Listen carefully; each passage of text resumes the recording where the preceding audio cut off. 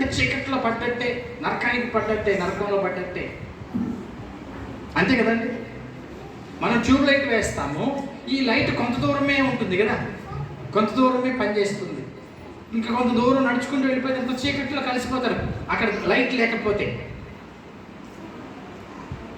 So ఈ వెలుగుకి దగ్గరగా ఉంటే మంచిది, వెలుగుకు దూరం అయిపోతే నువ్వు చీకట్లో కలిసిపోతున్నావు.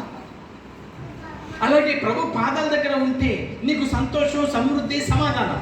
అదే ఆయన చేతులు విడిచిపెట్టే, ఆయన సన్నిధికి దూరం అవుతే, ఆయన మందిరానికి దూరం అవుతే, వాక్యానికి సహవాసానికి దూరం అవుతే నువ్వు ఎందులో పడ్డట్టో తెలుసా?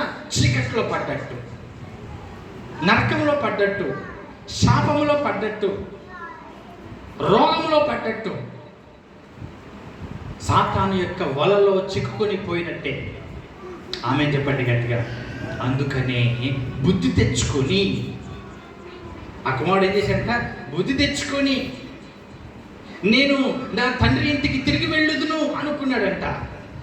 ఎందుకంటే నా తండ్రి ఇంట్లో సమృద్ధి ఉంది, నా తండ్రి ఇంట్లో ఆనందం ఉంది, నా తండ్రి ఇంట్లో సంతోషం ఉంది, నా తండ్రి ఇంట్లో అన్నీ ఉన్నాయి.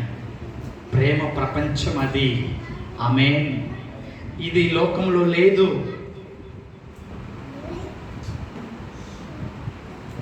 కాబట్టి మన ప్రభువు యొక్క సన్నిధికి పరుగెత్తుకొని రావడానికి ఇష్టపడాలి.